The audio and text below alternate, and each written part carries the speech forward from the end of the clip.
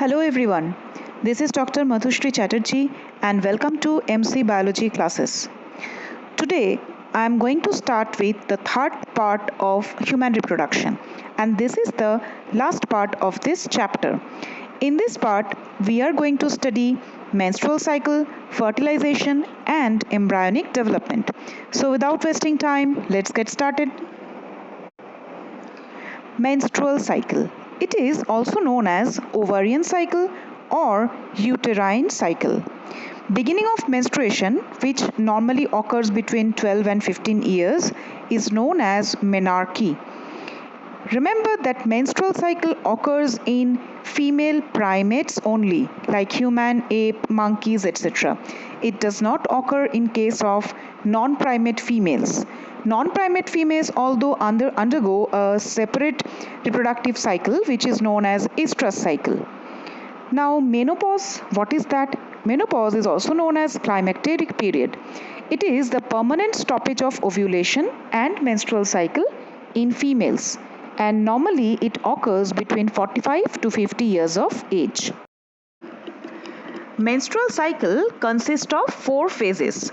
First one is menstrual or bleeding phase. The next one is follicular or proliferative phase. The third one ovulatory phase, and the fourth one is luteal or secretory phase. Now once the fourth one, that is luteal or secretory phase, ends, again the first one, that is the menstrual or bleeding phase, starts. That means it's a cyclic process, and that is why the name menstrual cycle. Okay, so let us begin with the events that occur during these phases. So menstrual phase, that is the first phase. In this phase, the endometrium degenerates and breaks down. Therefore, menstruation begins.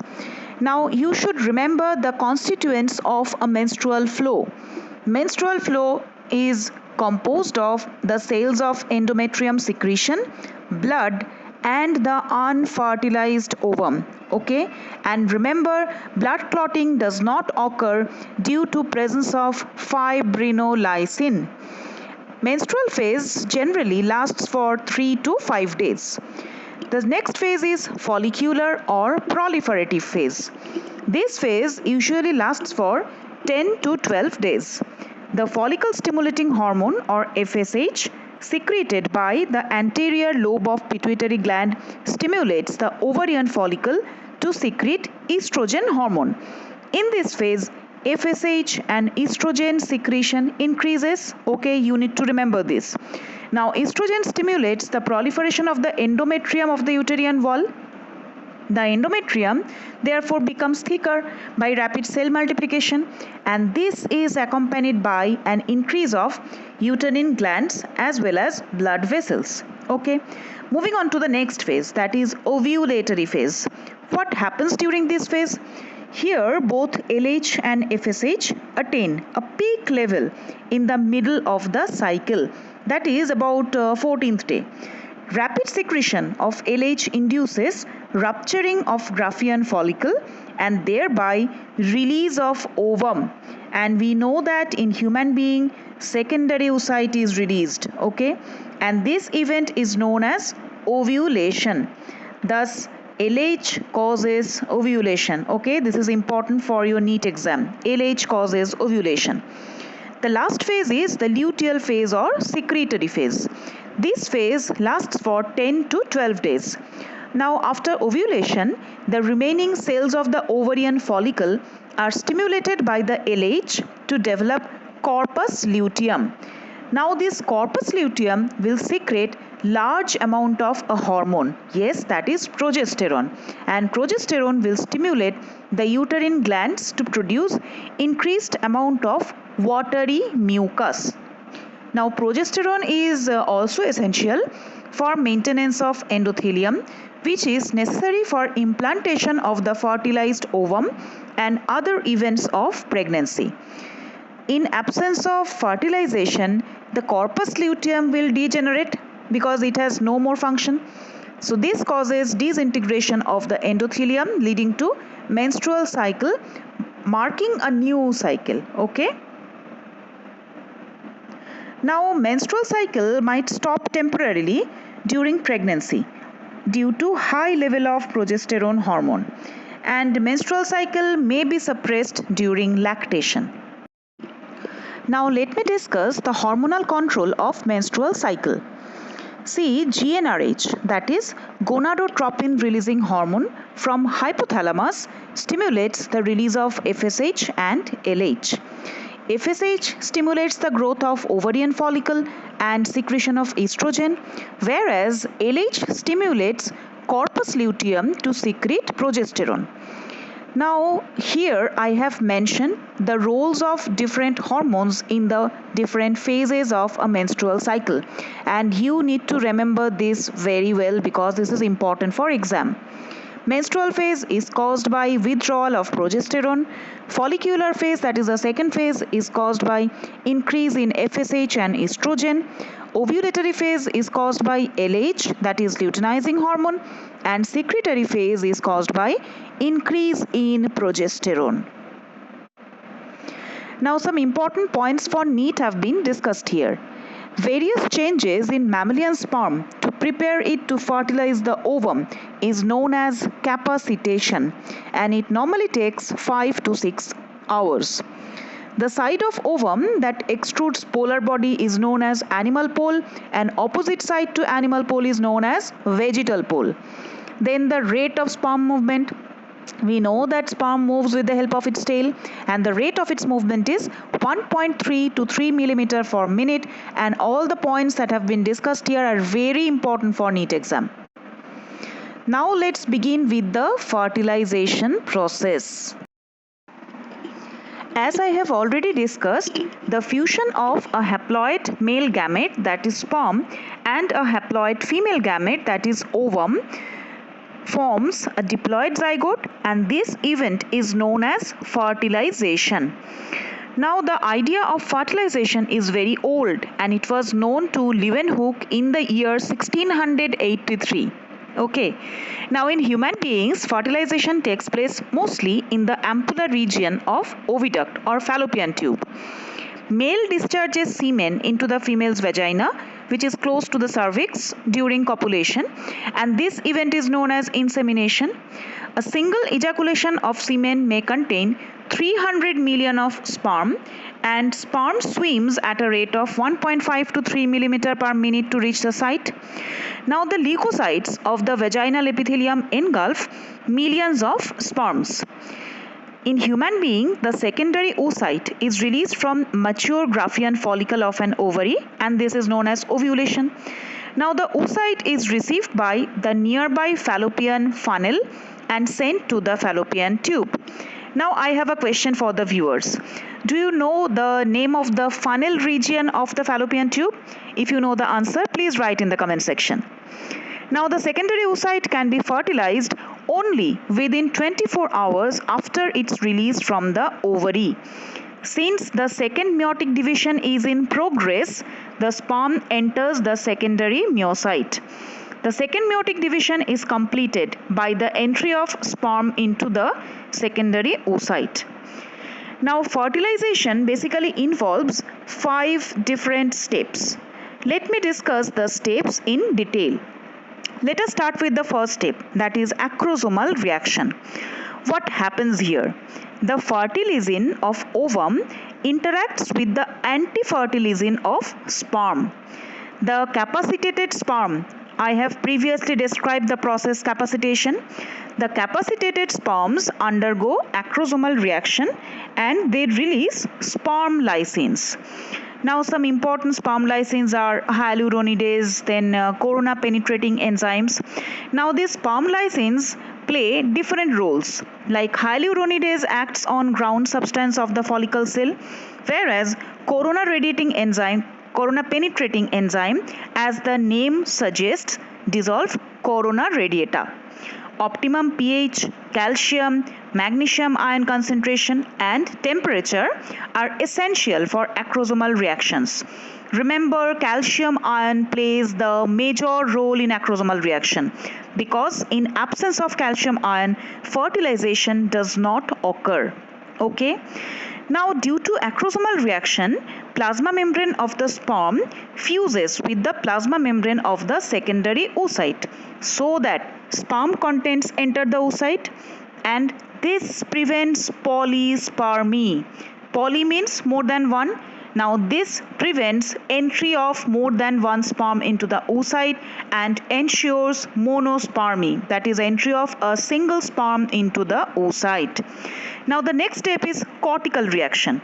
Just after the fusion of a sperm and plasma membrane of oocyte, the secondary oocyte shows a cortical reaction. Cortical granules are present beneath the plasma membrane of the secondary oocyte. Now these granules fuse with the plasma membrane of the oocyte and release their contents including cortical enzymes. Now what are the role of these enzymes? These enzymes harden the zona pellucida, which also prevents the entry of additional sperm, yes, thereby preferring monospermy. Okay. Now I have another question for the viewers. What is zona pellucida? Please write in the comment section. Then the third step, that is penetration of sperm. At the point of contact with the sperm, the secondary oocyte forms a projection which is known as cone of reception or fertilization cone, and this projection receives the sperm. Now the distal centriole of sperm divides and form two centrioles to generate mitotic spindle formation for cell division. Now remember, mammalian secondary oocyte does not have centriole of its own. Okay. Then the fourth step is karyogamy or amphimixis. Sperm entry stimulates the secondary oocyte to complete the suspended second meiotic division, and this produces a haploid mature ovum and a second polar body. Now the nucleus of sperm is called male pronucleus, whereas the nucleus of the ovum is called female pronucleus. Mixing up of the chromosomes of a sperm and the ovum is known as karyogamy. Now the fertilized ovum is called zygote, which is diploid and has 46 chromosomes in human. Now the mother is said to be pregnant. Okay. And the last step, that is activation of zygote. Here the sperm entry stimulates metabolism of the zygote. As a result, cleavage starts immediately. Remember, cleavage is the very first stage of embryonic development. Fertilization has these following significances that I am going to discuss right now. First, it restores the diploid number of chromosomes. Secondly, it initiates cleavage. Third, it introduces centrioles which are lacking in the mature egg. Then it results in determination of sex in the embryo. It combines characters of two parents and therefore introduces variation. Some important concepts have been discussed here. First one is artificial insemination. I think many of you have heard this term. Artificial insemination is basically a technique by which semen of good quality from a male is introduced artificially into the vagina of the female. It is done in human as well as in case of farm animals, like in case of animal improvement process, animal breeding process. It is done in cows, buffaloes, etc. Now normally semen is collected, preserved and then introduced into the females. Next topic is sex determination in human being. We know that pattern of chromosome in female is XX and that of male is XY in case of humans. Therefore, all the haploid female gametes, that is ova, have the sex chromosome X. However, the haploid male gamete have either X or Y. Thus, 50% of sperms carry the X chromosome while the other 50% carry the Y chromosome. Now, after fusion of the male and female gametes, the zygote will carry either XX or XY depending upon whether the sperm carrying X or Y fertilizes the ovum. The zygote carrying XX would be female baby and XY would be male baby. That is why it is correct to say that sex of the baby is determined by the father, not by the mother.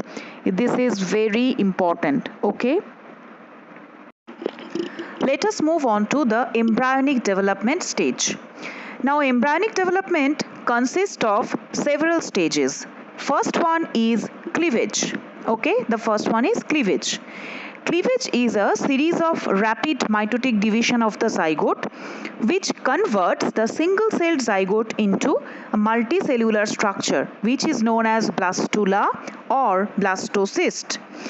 Now, about 30 hours after fertilization, the newly formed zygote divides into two cells, and these two cells are known as blastomeres, and this division occurs in the upper portion of the fallopian tube. Now, this is the first cleavage, and next division occurs within 40 hours after fertilization. The third division occurs about 3 days after fertilization. During these early cleavages, the young embryo is slowly moving down the fallopian tube towards the uterus, where it reaches at the end of the fourth day. Now it has 16 blastomeres, and this solid mass of cell containing 16 blastomere is known as morula. Morula means little mulberry. Because this solid mass of cell looks like a mulberry, it is known as morula. Now, I think you must have a question in your mind. Is there any difference between cleavage and mitosis? Yes, I am giving you this question. Please write in the comment section what do you think about it. Is there any difference between cleavage and mitosis, or both these are same? Please write in the comment section, okay? Then moving on to the next step, that is blastulation or blastocyst formation. At this stage of development, an embryo is produced with about 64 cells. A cavity is formed within the cell mass, and the cavity is called blastocele. An embryo formed is called blastocyst. This is composed of an outer envelope of cell which is known as trophoblast and an inner cell mass. Okay. Now the side of blastocyst to which the inner cell mass is attached is called embryonic or animal pole, while the opposite side is known as abembryonic pole. The trophoblast encircles the blastocele and the inner cell mass. Now remember, the inner cell mass is the precursor of embryo. This is very important for NEET. Inner cell mass is the precursor of embryo. Okay, it means that the inner cell mass actually gives rise to the embryo. Now the cells of trophoblast, tropho means nourishment, okay, help to provide nutrition to the embryo. The cells of the trophoblast later form an extraembryonic membrane, namely there are different membranes like chorion, amnion, etc. We will discuss that in shortly. Now the cells of the trophoblast which are in contact with the inner cell mass are known as cells of Robber. Cells of Robber, okay. You can see from the diagram the human embryonic developmental stages: fertilized egg, then 2-celled, then 4-celled, 8-celled, 16-celled, and finally blastocyst. Okay. Moving on to the next stage, that is implantation. Implantation is the attachment of the blastocyst to the uterine wall. It occurs after 7 days of fertilization. Now the portion of blastocyst where the inner cell mass is located lies against the endometrium of the uterus. The blastocyst sinks into a pit formed in the endometrium and gets completely buried in the endometrium. The embedded blastocyst forms villi to get nourishment. Okay. Now trophoblast cells produce lytic enzymes allowing blastocyst to penetrate into thick endometrium. This implantation stage actually leads to pregnancy. Remember, trophoblast covering secretes a hormone which is known as human chorionic gonadotropin hormone, or in short HCG, and detection of HCG in the urine is the basis of pregnancy or gravidex test. Okay, this is important for exam. Now the next stage is gastrulation.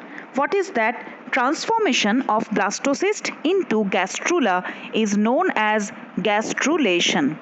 The cavity occurring inside gastrula is known as archenteron and it is the future alimentary canal. Okay.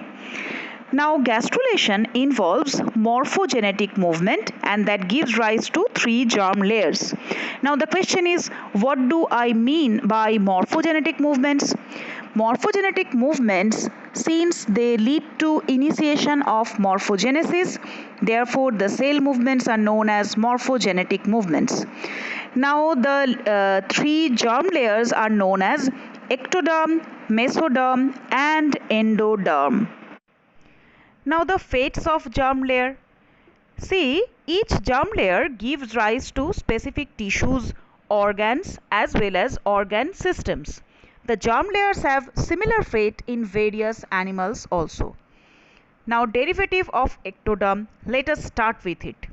Epidermis of skin, hair, arrector pili muscle, nails, then sebaceous glands and enamel of teeth, salivary gland, mucous membrane of lips, cheeks, gums, part of the floor of mouth, then lower part of anal canal, nervous system including all neurons, neuroglia, Schwann cell, then conjunctiva, cornea, lens of eye, muscle of iris, vitreous humor, external ear, membranous labyrinth, pituitary glands, mammary gland, adrenal gland, terminal part of male urethra. All these are derived from ectoderm. Okay, this is very important for MCQ questions in which were asked in NEET exam. Next, the derivative of mesoderm, muscles except iris muscle. You need to remember that. Then connective tissue including loose areolar tissue, ligament, tendon, dermis of skin. Then specialized connective tissue like adipose tissue, cartilage and bone. Then dentine of teeth, heart, blood vessel, kidney, ureter. Then dura mater, microglia, then sclera, choroid, basis of tympanic membrane, then cortex of adrenal gland. All these actually are derivative of mesoderm.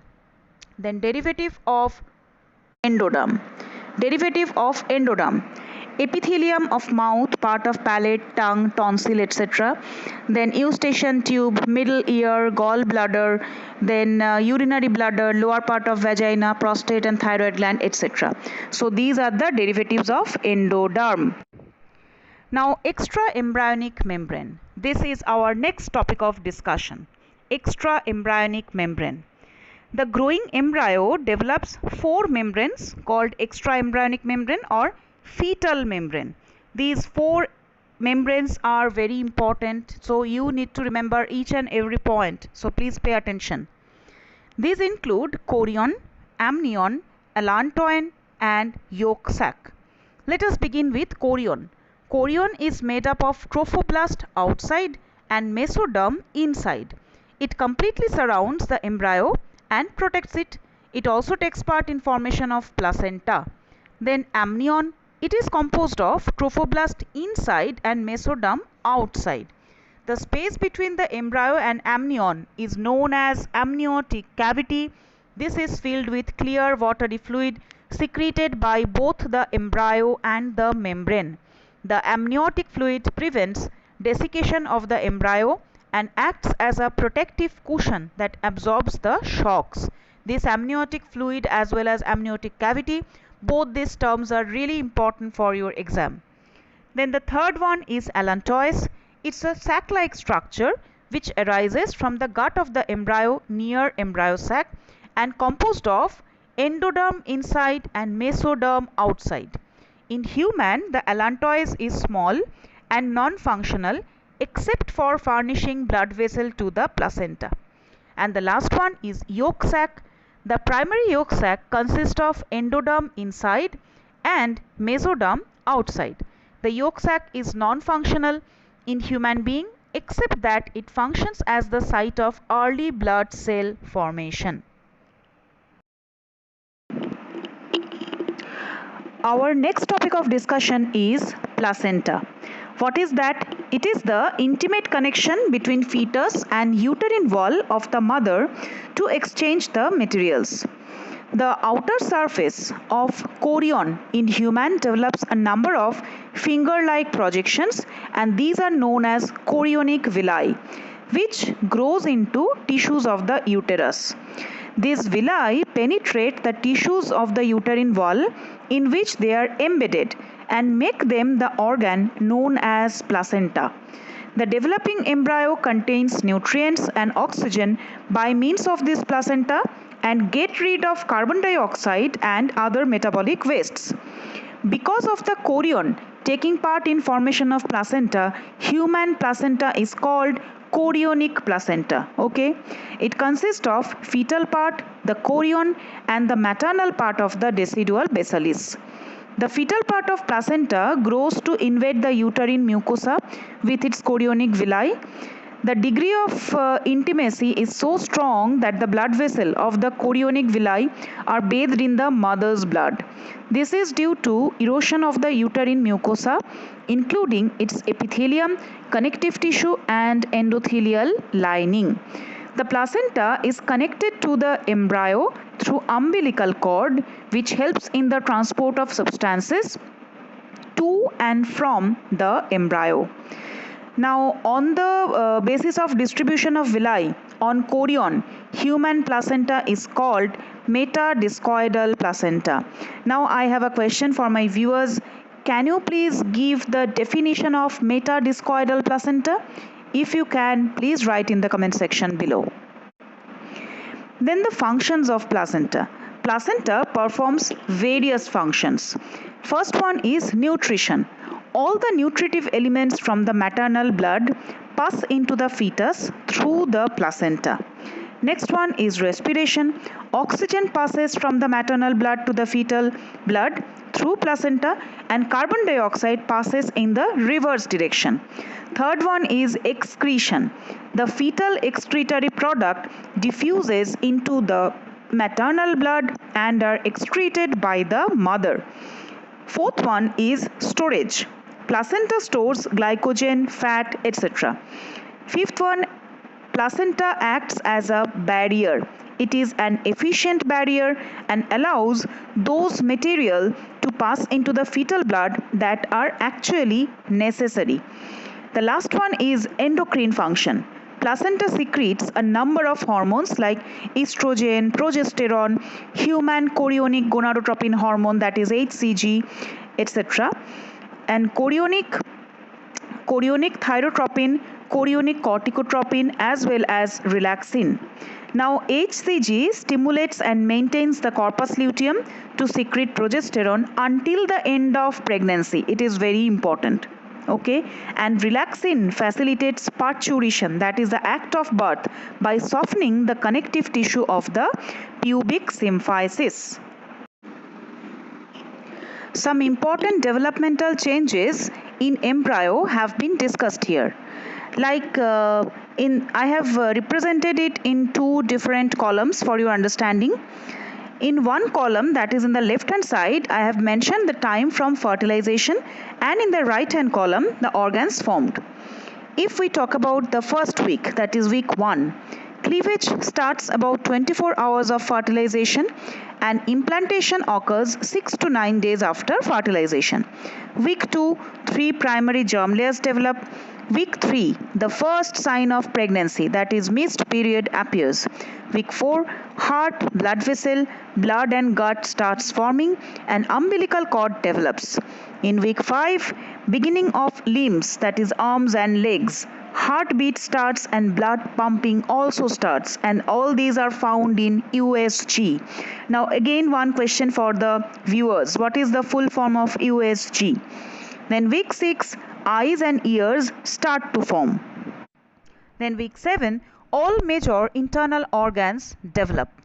By week 12, fetus is fully formed and fetus starts moving, although the movement is quite slow. By week 20, hair growth begins. Between 16 and 20 weeks, baby is felt moving for the first time. Week 24, eyelids open, and it is the legal limit for abortion. It's very important. After week 24, the child cannot be aborted. Then by week 26, it has a good chance of survival if born prematurely. And by week 28, baby starts moving vigorously. It might swallow amniotic fluid and it might urinate. Then by week 30, it usually lies head down and it is ready for birth. In the 40 week, that is 9 months plus minus 7 days, the birth actually occurs. Now, what is gestation period? The time period during which the embryo remains in the uterus. That is the day from the conception to the day of birth of a baby, that is parturition. This time period is known as gestation period. In human female, it is about 280 days. Remember, it's very important for exam.